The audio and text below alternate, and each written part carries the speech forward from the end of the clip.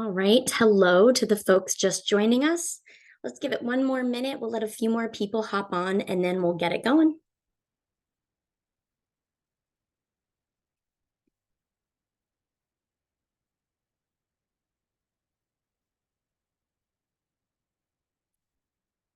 All right. Thank you everyone for joining our monthly customer webinar.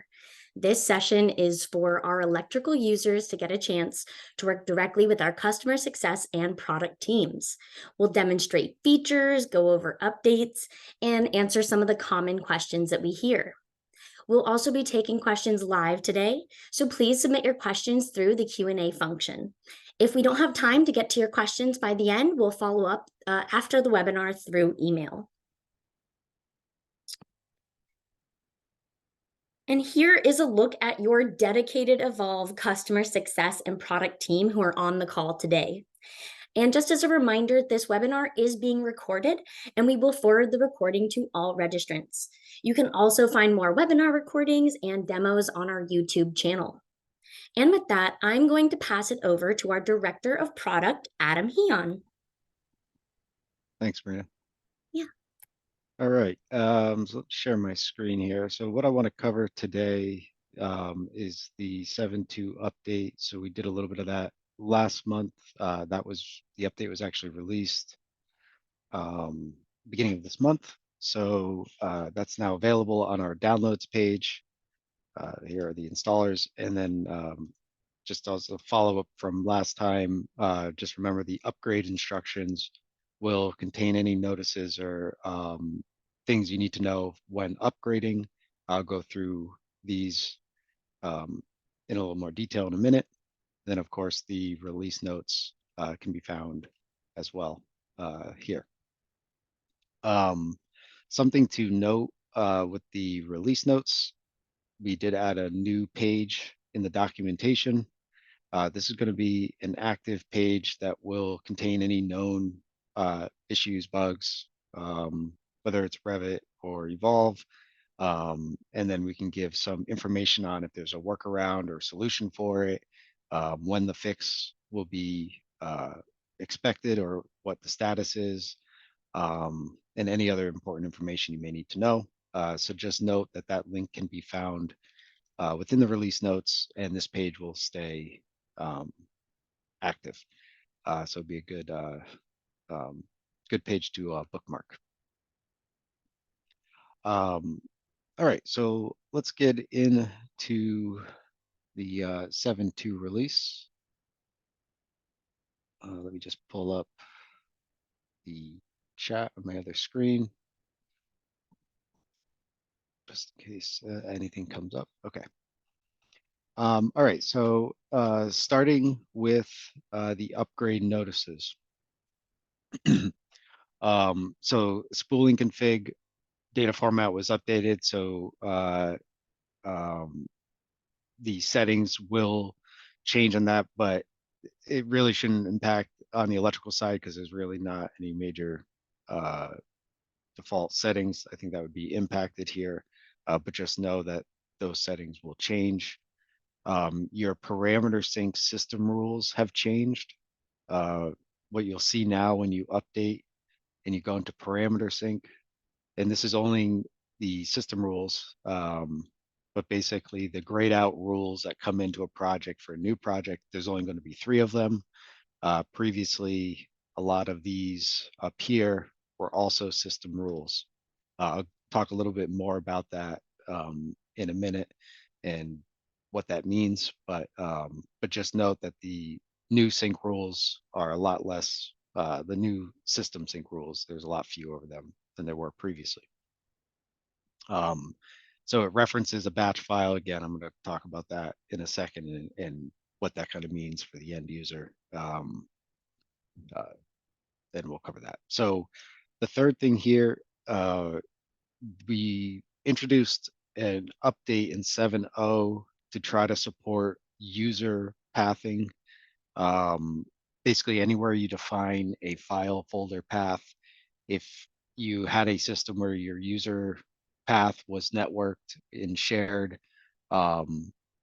think of like a Dropbox account or something like that, where it's actually mapped to a user profile. Uh, we try to put an enhancement there to better handle user pathing. 7.0, it ended up not working in a few different scenarios. So basically, we reverted back to the previous way we handled it. Um, and that just makes it so each user would have to path the file appropriately.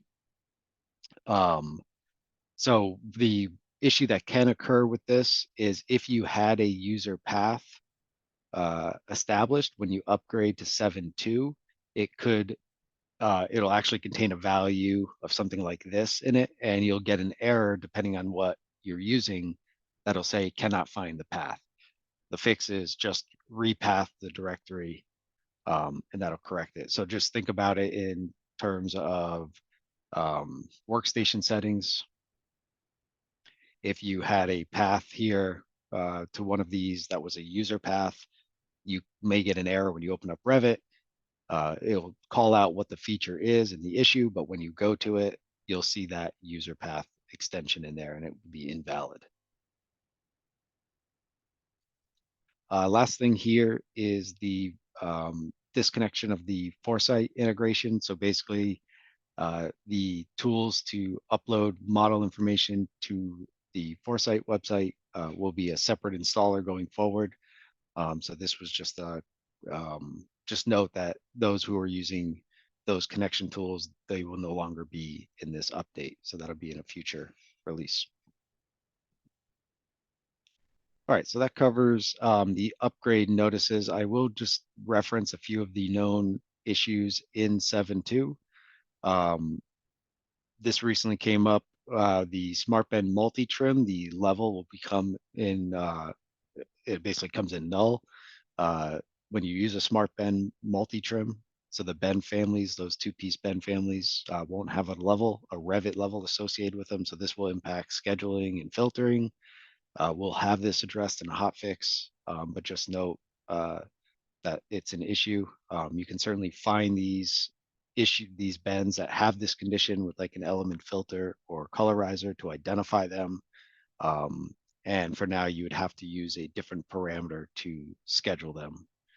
Um, the second issue here, I would say it's a pretty minor, hasn't come up often, but it was an issue where if you assign a sleeve a run ID that matches an existing run ID, basically to identify it that it belongs to that run, you would have to manually do that. But if you did, it would get confused in the run schedule and the data would not report correctly. So this is just a fix to correct that issue from happening. The last one here is a condition where basically when a host element, such as a conduit or tray, is not square to the structure element, floor or wall, the sleeve itself will not come in straight. So this is brought up with the use case was with floors. I haven't seen it with walls because you're typically not going through walls crooked. But just note that if you're putting a conduit or tray through a floor and the sleeve is coming in crooked, it happens in some conditions, but that's going to get addressed as well. The last one on this list is a Revit issue. We actually sent out a notification about this. Basically, 2024 in Revit 2024.1 and below, there's a known issue in Revit. It can come to surface with some of the evolve tools, and basically you could start a tool and Revit just crashes on you. So that was a Revit issue. It was addressed. They sent out a hot fix for this. So make sure that you are on 2024.1.1. Okay. So that's kind of the housekeeping thing. So let's get into the features themselves. So a couple of new bend tools have come in. Let me go to a model here. I'll just drop a simple one over here. So there were two new bend tools, as well as the multi-trim tool was separated into two different buttons. So just note that up here where Smart Bend Multi-Trim is, there are two buttons. Both these functions existed before, but one of them was a shift function. So you would have seen that little asterisk there. We noticed it was kind of hidden. It's obviously something that gets overlooked very easily. Felt that it was better as a separate button um, for the end user. So just note that that's there. Something to note about this, it also brought up the issue of hotkeying a shift function. Um, so I'll kind of get sidetracked here just for a second, but when we do have a shift function here, so you take this as an example, disconnect elements. If I click the command as is, I can select an element. You'll see the message, select the elements, click finish, and now I've disconnected the elbow. So if I just undo that, put it back, if I hold shift and click the button, I can now select a connector. So now I can zoom, it isolates it down to a connector option. So now I can just take that out, hit escape, and now this piece comes out as is. So that's an example of our shift function and how you can use it. Now, typically you're going to hotkey these commands, or I would recommend hotkeying them to model faster and take advantage of these. But previously you could not hotkey a shift function. So your hotkey was always the main function itself. So right now I have a hotkey of DD. So if I type DD, it's telling me I can select my element and I can repeat and disconnect the elbow like I did before, just as any hotkey would. Uh, what I can do now with 7.2 is I can hold spacebar. So I'll hold spacebar and type DD. You'll see now my message is select the connector. So now I'm inside of the shift function and I can disconnect that, cancel the command, and pull it apart. Um, so that's going to be listed as one of the enhancements in the release notes. I'll go through it when I read through them, but just note that that's there. So basically remember shift hotkey, I'm sorry, spacebar hotkey activates the shift commands of a feature. All right, so getting into the two of the new bend tools. So basically we have a consume and center, and then we have a move selected end. So the consume and center, both of these can be used on multiple bends. Just demo it real quick on the single bend, but this will center the bend within the stick of conduit. So to use the function, activate it, select one or more bends, click finish, and it'll just center the bend out.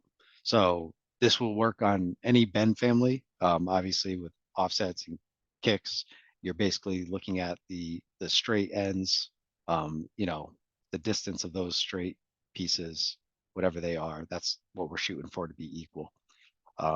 This is often used if you're uh, fabricating bends, more of like a cut to fit type method where you're not really necessarily worried about aligning all those couplings and getting that jigsaw puzzle made. It's more of bend them in the middle to give the field the most flexibility with this bend.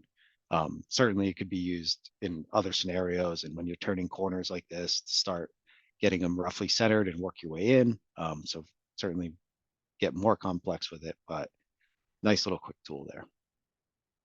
The move selected end basically allows you to select a bend. You can select a straight element and type in the distance to move. So if I want to move this back 12 inches, say minus 12, and it moves back. If I want to select it again, and I can move it forward 6 inches, I can move it forward. Again, that can be done on one or more bend families. So it's just a quick way to move a specific set distance. Makes it a lot easier because you wouldn't be able to bulk edit a value like that previously because you would have had to do these changes through the parameters. So it just makes those types of changes a lot easier. Okay, another quick tool here is Multirun Select. Pretty easy one to show. Activate the tool, select one or more runs. So whether I select this one and one down here, whenever you hit finish, it selects everything connected to the runs. So just exactly what it says it is, Multirun Select tool.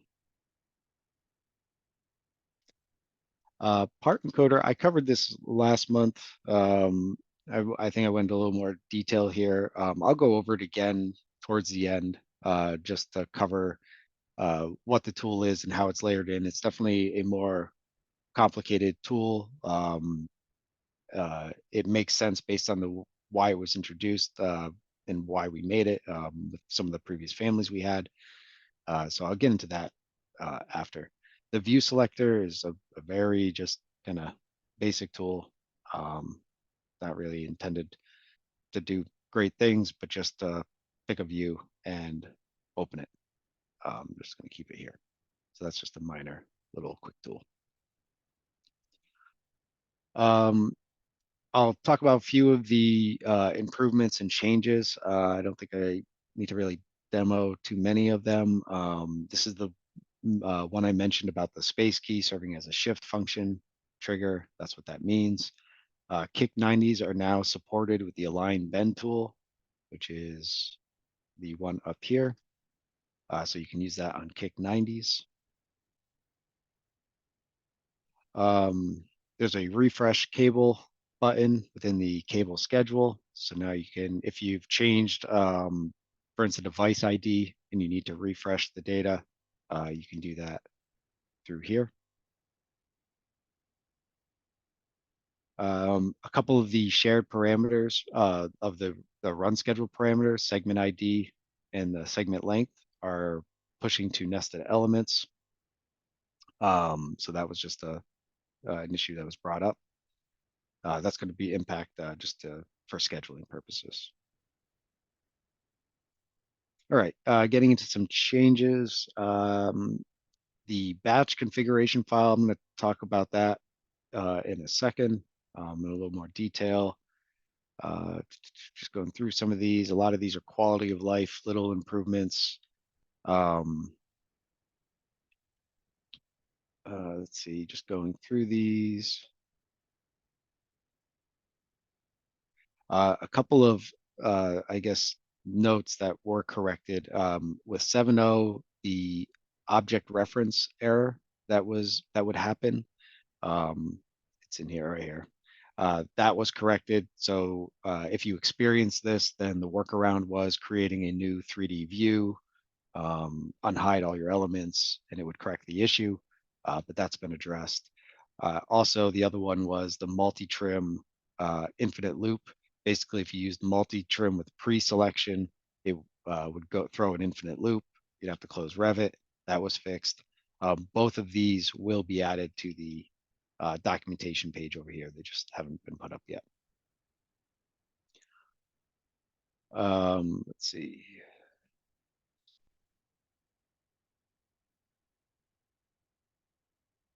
I think those were the two big ones that I wanted to cover as far as changes. Hopefully all these make sense as you go through them. If there are any questions, of course, you can always reach out to us if you have any questions on what these things are. But I think those are the ones that I want to cover. All right, so a couple things that I want to go in a little more detail about with the update. The batch file. So when you install 7.2 inside of the install folder under resources, so we're in the program files folder here, there will be an EV batch file. There's actually other configuration files as well. And I'll explain to you why those are in there. But the batch file is going to give you the ability to load in those parameter sync rules that I mentioned were no longer there, but it also allows you to load in a lot of other things. So the intent behind this is uh, just a way for us to provide some default rules and settings for the various tools or examples. So once you've upgraded to 7.2, if you want to see uh, what's there, um, you can go and open up an existing project. You can go to the configuration exchange, select import data. You want to navigate to the proper install path to get this batch file here. And when you hit open, let me just collapse this. What you'll have is a series of rules that are going to be grouped by what feature they're a part of. So there's a bunch of colorizer rules that do a bunch of different things, a bunch of data profiles. Here is the parameter sync. So we have all these part description parameter sync rules. So these would be the ones that typically were system families prior to 7.2 that are now not system families. So what that means uh, is if you are using any of these system rules to generate any of these descriptions, so basically if you're using any of this content and scheduling it, you'll want to bring these into your project. So for an existing project, you'll have to come in, import data, grab either all the rules or the ones that you want, and then you can load them in to your project. And you basically now have control over those rules. So the reason these were removed from system families kind of serves a few purposes. Is one, uh, we were getting requests to customize what these rules would do.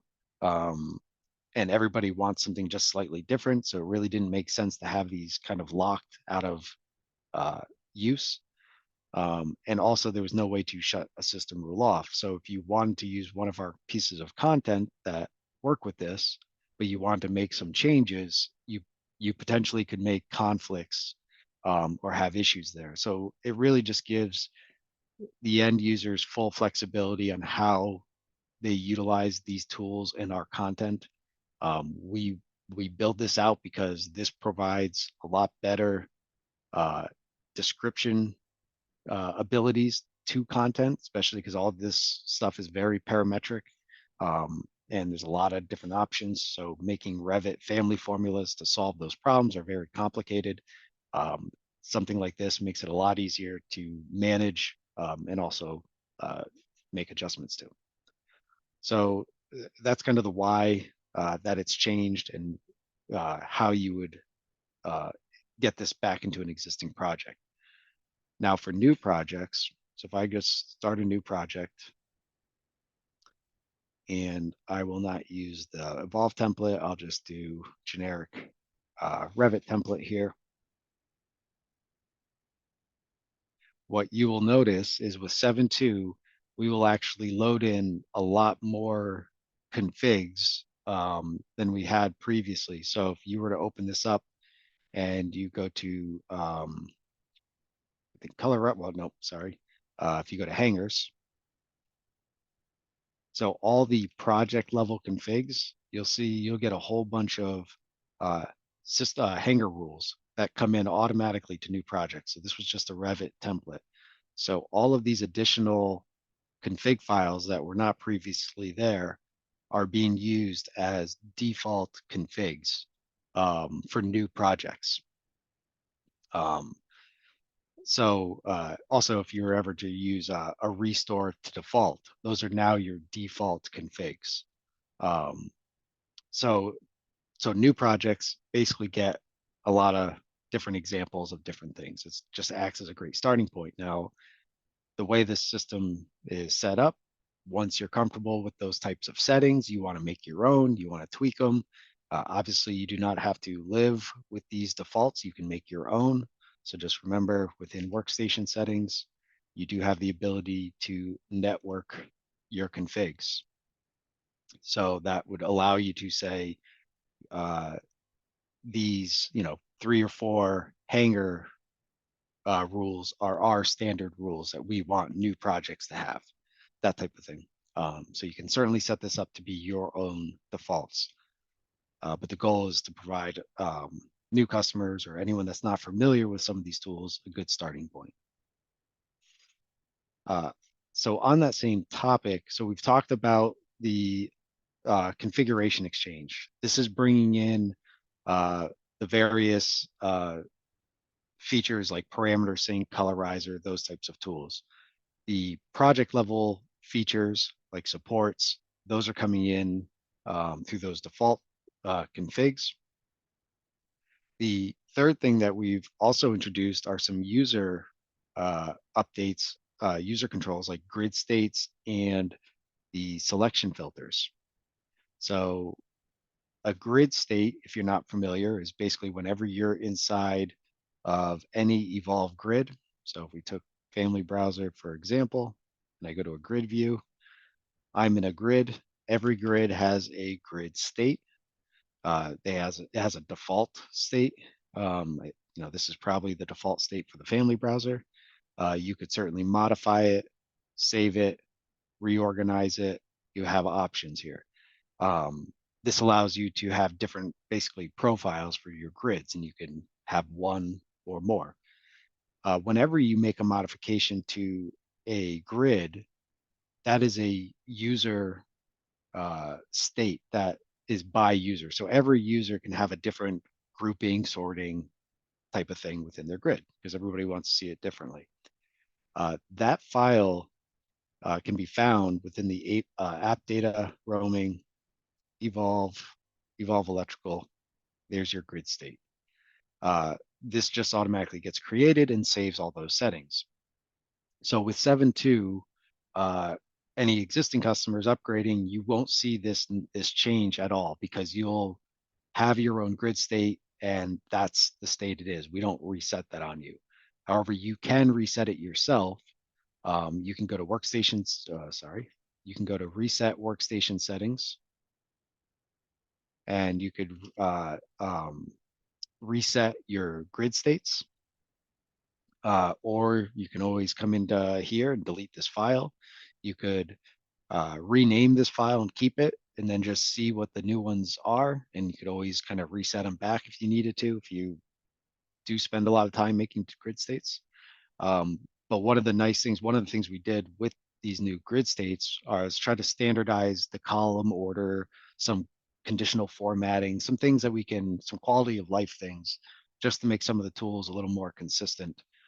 So you'll see, for example, in parameter sync, we have a little conditional formatting to change the color red when it's off, green when it's on. The order of the columns are relatively standard. I mean, each feature is unique, but most of these all have an enable column. They all have a rule name, description. So the best we could do with standardizing the column order and formatting, that's what we did. Not a big improvement. Again, it's more quality of life, kind of just getting things a little more cleaned up and standardized across the board. The other thing, in addition to grid states, are element filters. So element filter is probably, I would say, the number one utility that you should learn and understand how to use. It's a utility you can use every single day for probably 100 different reasons. What we did is we shipped a set of element filter rules. So again, just like the grid states, you could clear out that file in that app data folder. And what Evolve will do is use these new default selection filters. You could always import them in as well if you want to take a look, but they're worth bringing in. This is what you'll see. You'll notice you will get some mechanical filters. They're probably not going to be applicable to any electrical customers, but likewise, mechanical gets electrical. We just made one big file for everybody. These are worth looking into. We tried to create examples of the different functions within element filters. You'll see there's a Revit category here where you're basically hiding different Revit categories or things like that, or isolating certain things, basically Revit functionality. Here's one where we've had a number of customers request the ability to make selections of tags that don't have values. That's something you can do with element filter. This would be a more advanced one because it's utilizing a PowerShell script that you can see here. So it's a little more in depth, but again, we're shipping it with the product so that you have it out of the box. Most of these probably don't need to be modified at all. They're good to go. And remember, just like with the network path of workstation settings, you can also create standard company element filters. So within the settings here, you can select a file path here. So the idea would be if there's a dozen element filters that you've identified as being daily used, these are the standard filters we want to use. They never change.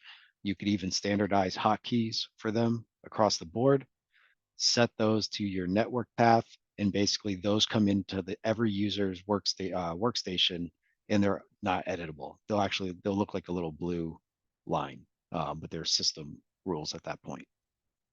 So just note that you have that ability.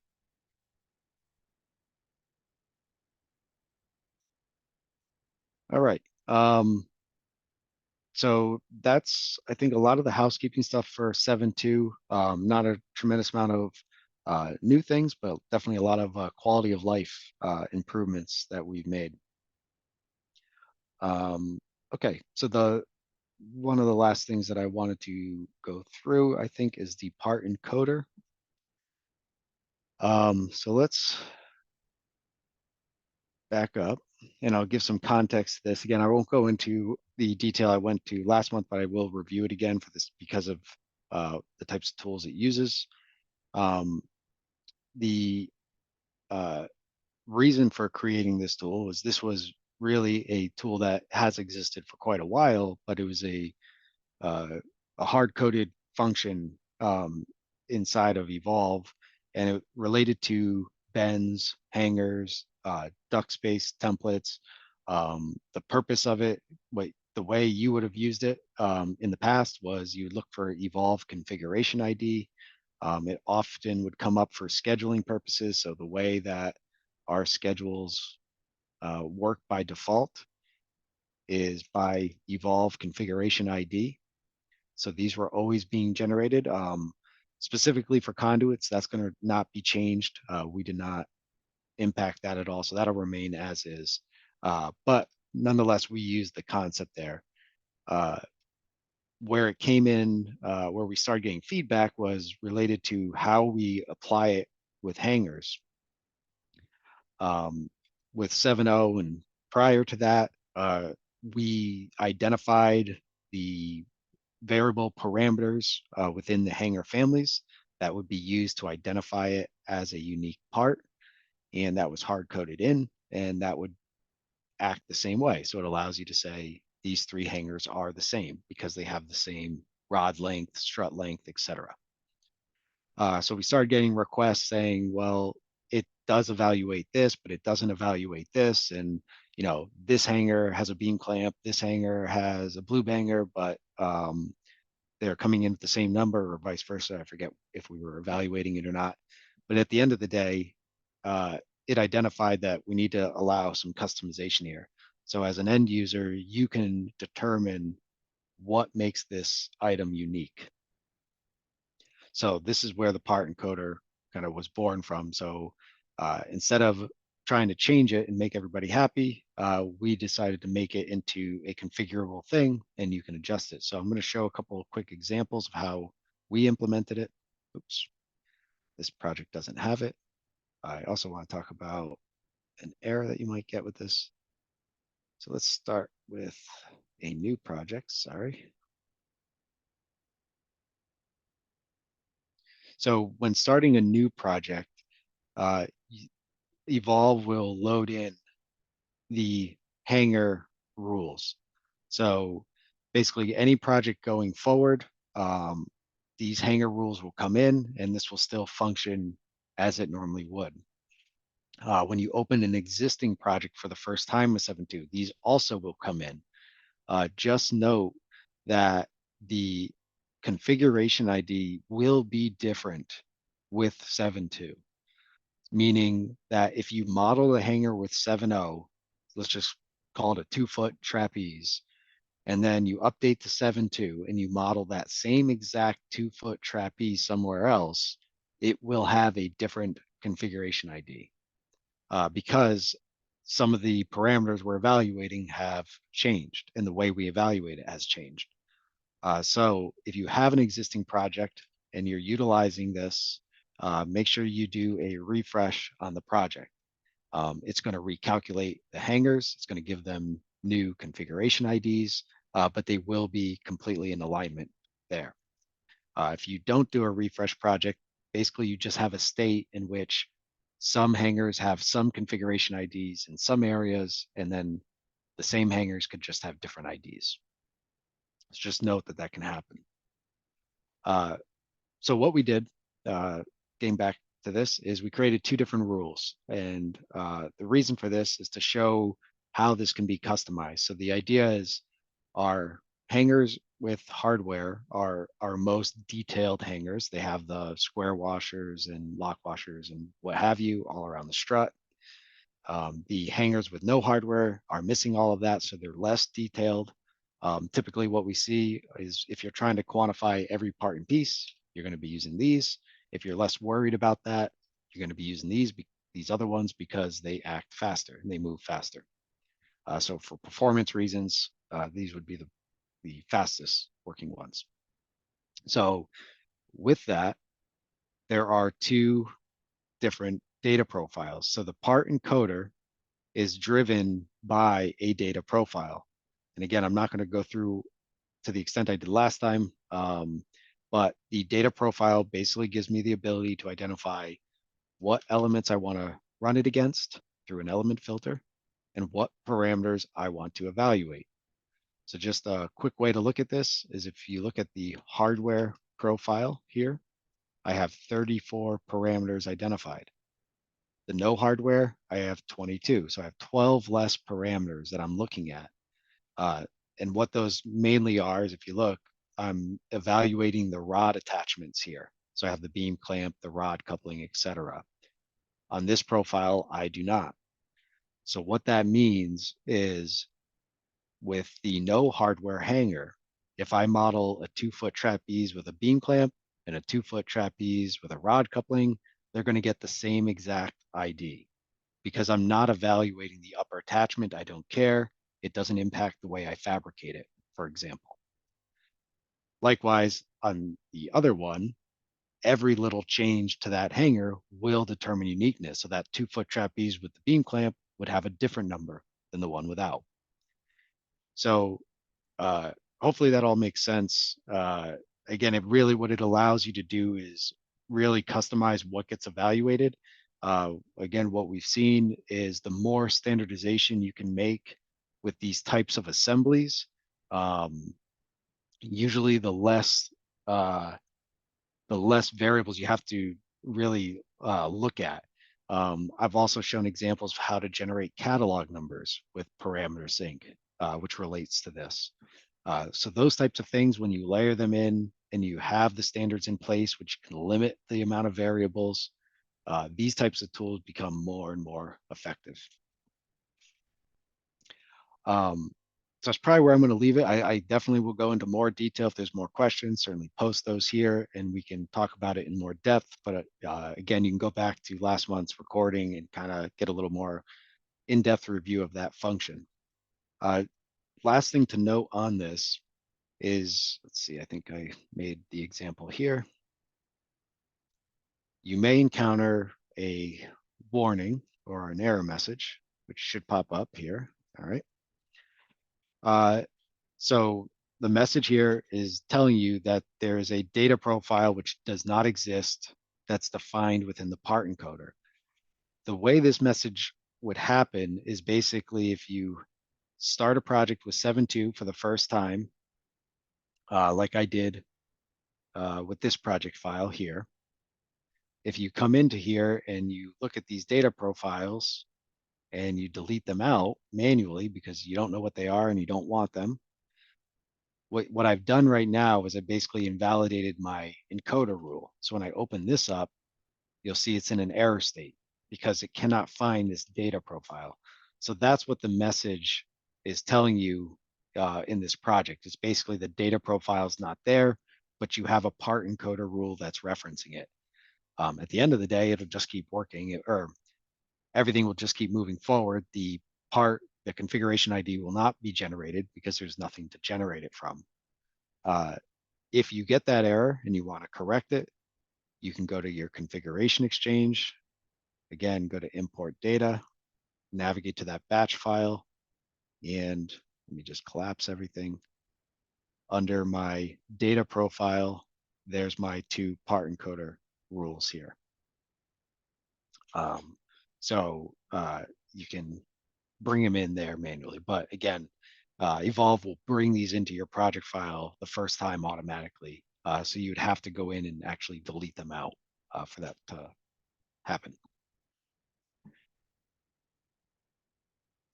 All right. I think that's all I really wanted to cover.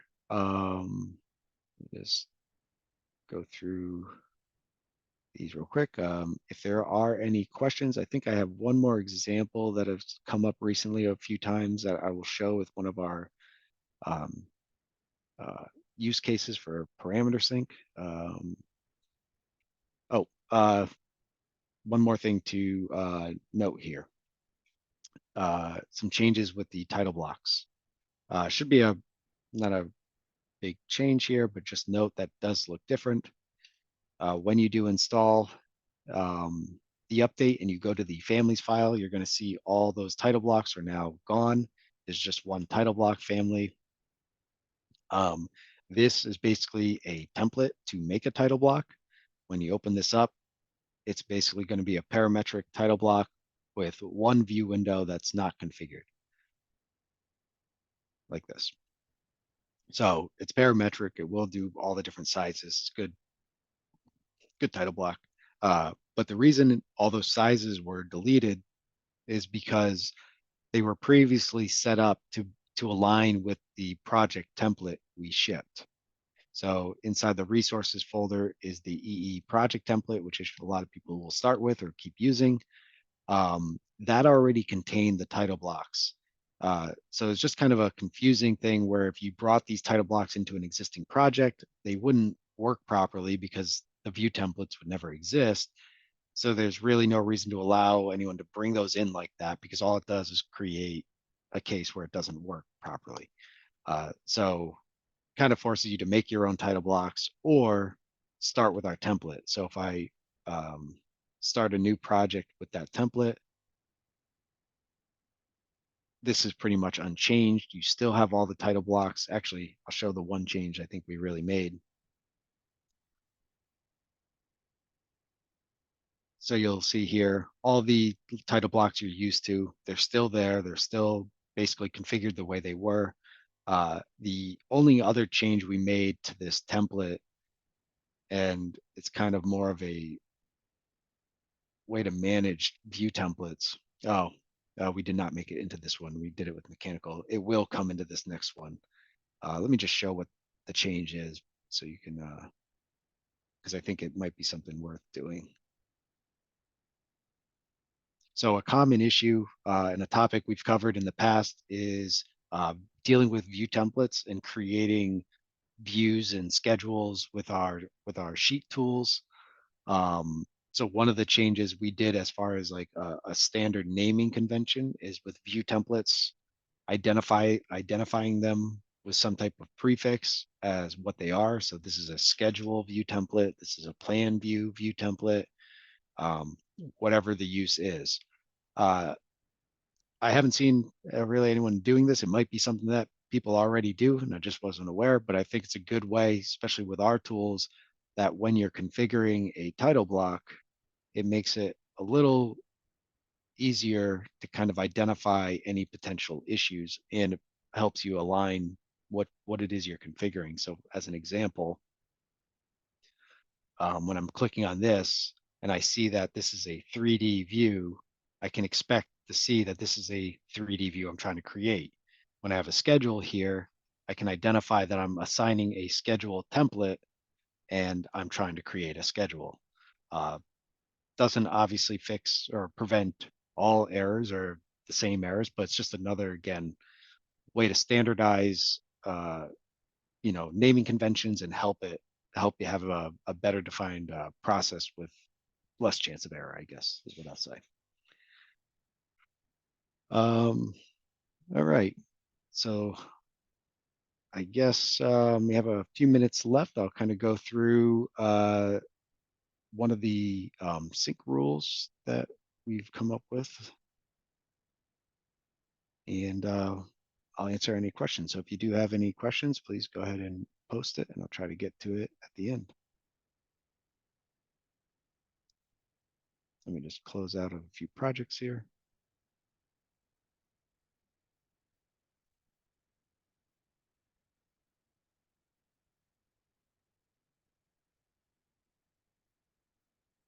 All right. Need this.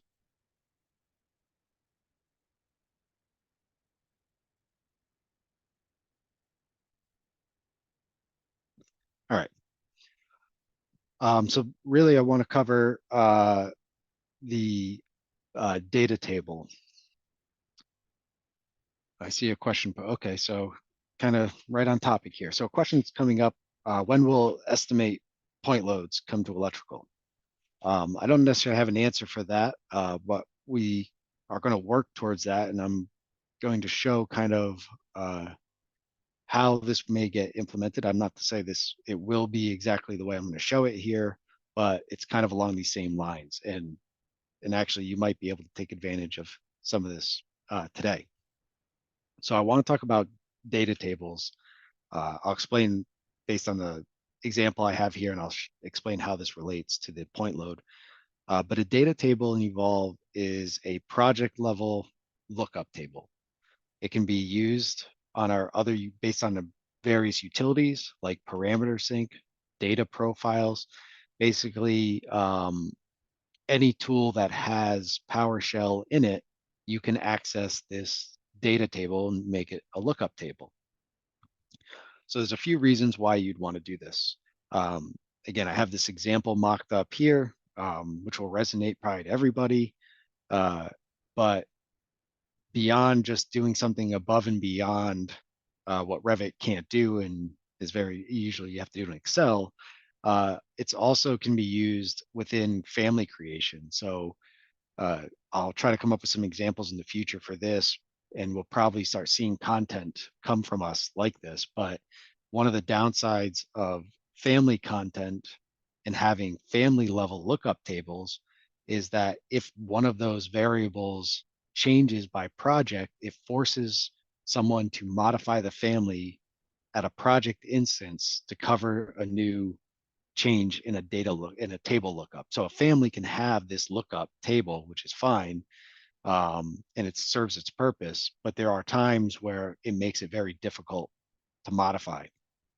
So let me go over this example, and hopefully this will resonate with everybody. So the idea here was I want to look up a labor value of an element and calculate that by foot, right? I want to get my labor per foot for conduit.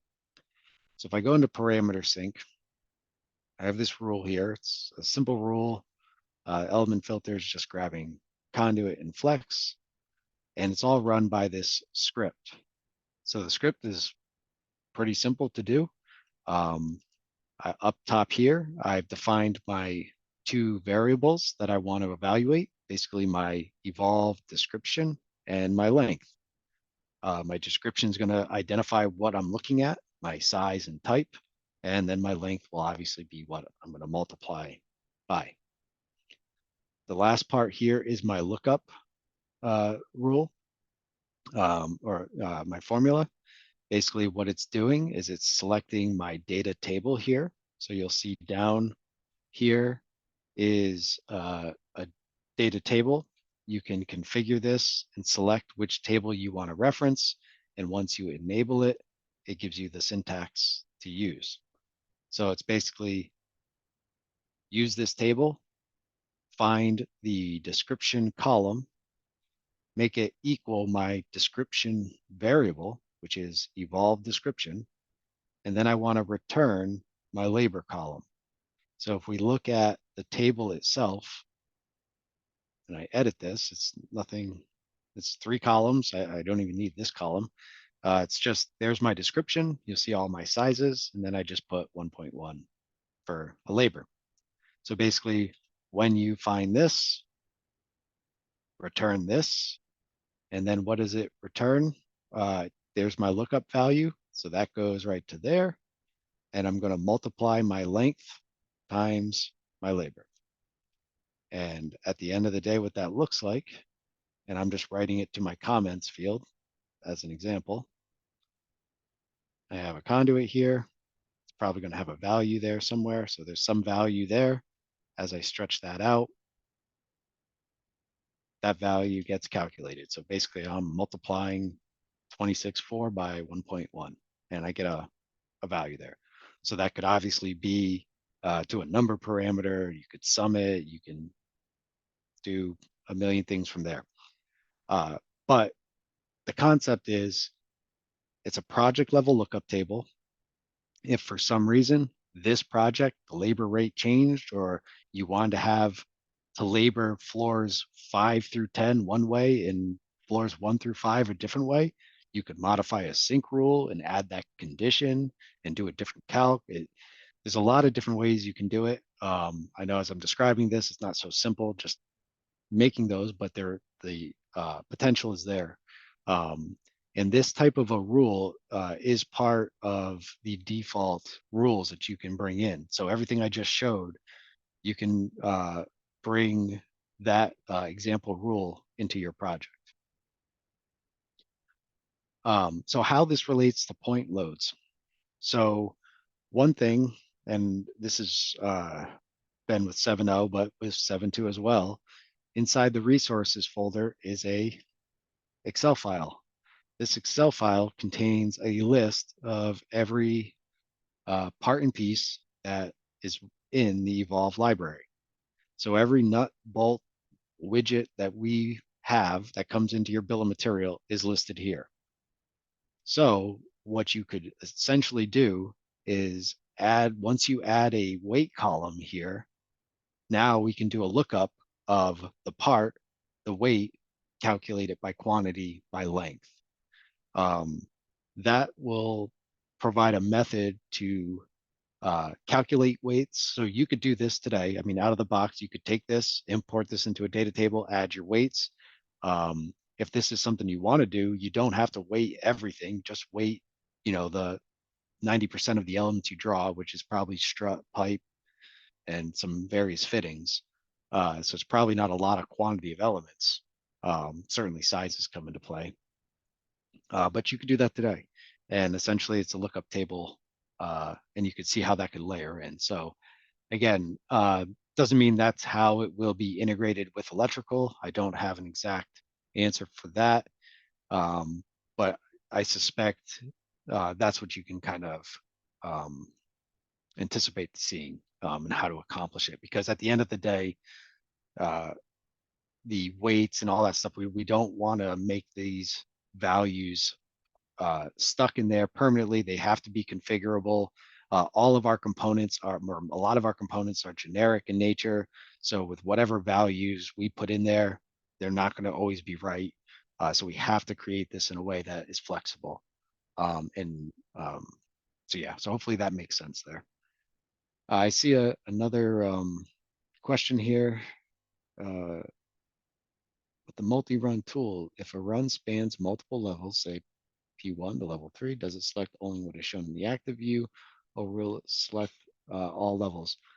Yeah, that's a good question. I think it selects everything that's connected. Let me just double check. So I can just quickly do this. So I should only get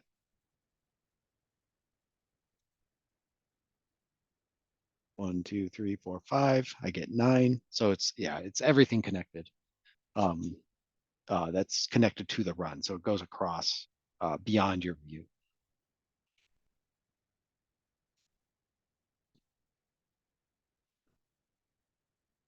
All right. Well, that's all I wanted to cover today. I guess if there's any other questions that come in.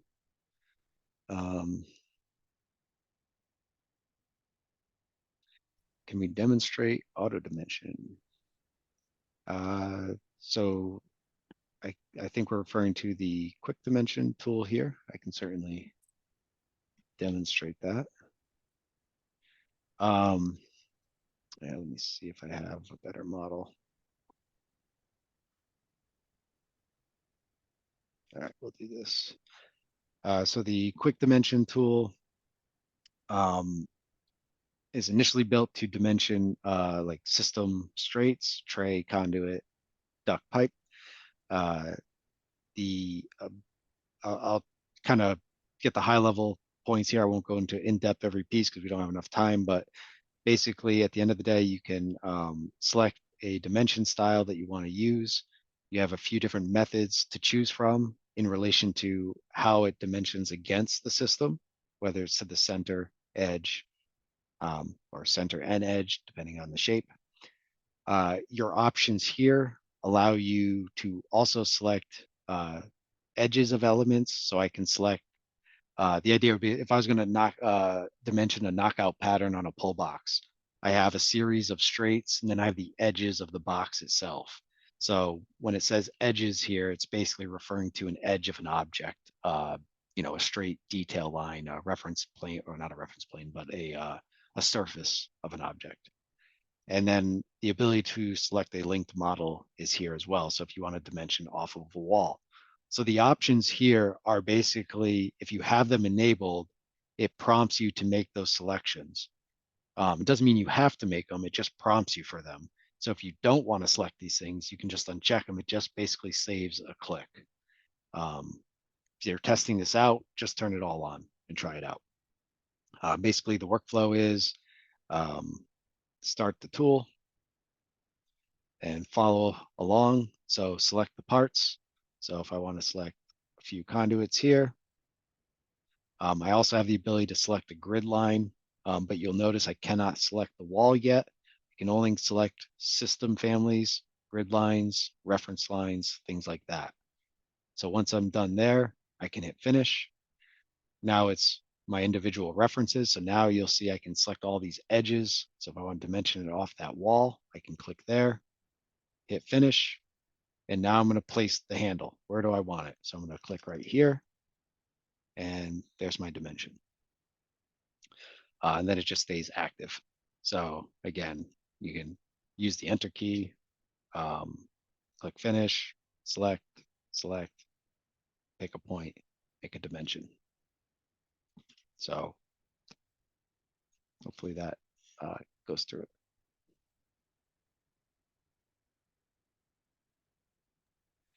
So there's a question here, when updating to 7.2, will we lose any shared parameters in a project which was added to any of our families? No, we will not be removing any parameters from your project. If we introduce new parameters, which I don't believe we did in 7.2, we would just load those in. So we would not modify project parameters. Great. Thank you so much, Adam.